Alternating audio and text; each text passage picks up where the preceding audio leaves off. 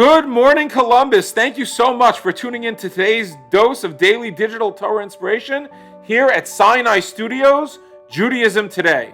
One of the most popular brands of literature, one of the most common genres of literature you find everywhere in all bookstores. People love to read them. You find them in the airport, you find them in Barnes and Noble, you find them online, is the self-help books, the industry of books that talk about growth, how to make yourself better, how to improve your life, how to improve your relationships. These genre, how to improve your business. This genre of books is one of the most popular and fastest growing genres in all of literature today.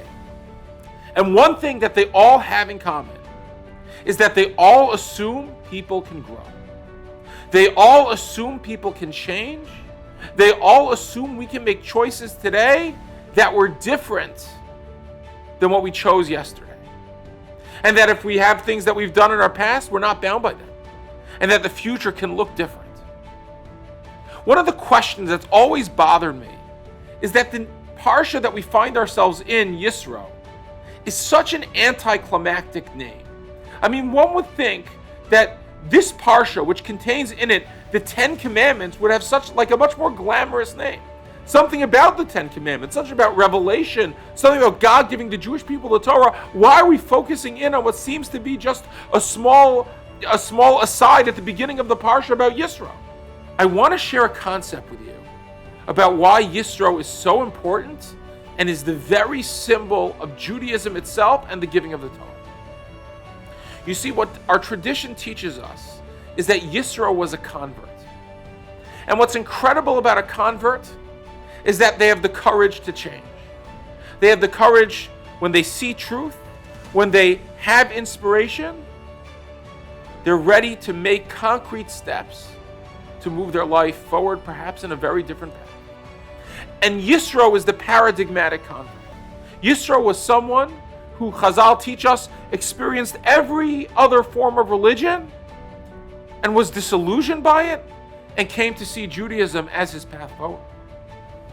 And therefore, Yisro is exactly the right way to name the parsha in which the 10 Commandments is given. You see, the premise of a relationship with God, which is embodied in the 10 Commandments, is that we can grow and we can change and we can become Jews and do great things with our lives. And even if we hadn't been doing them differently, had the Jews might have been living differently in Egypt, now they were going to become God's chosen people. And that required immense courage. That required the willingness and the courage to change, to take steps to lead their lives different, push themselves in a different trajectory. And so Yisro, the ger, the convert, symbolizes this idea. It symbolizes the idea that we can change and we can grow and we can do things different. And that it becomes the symbol, the very name of the parsha in which the Torah is given. And it's quite a thing to reflect on. Because in all of our own lives, we all have things that we like to do a little bit different. There are things that we like to change. There are things that we need to change, and there are things that we aspire to change.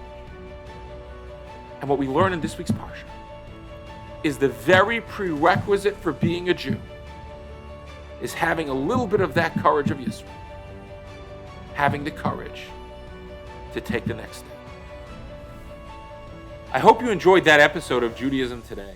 If you did, please make sure to follow us on Facebook, subscribe on YouTube, or check into our podcast wherever podcasts are listened to. And we look forward to hearing from you more.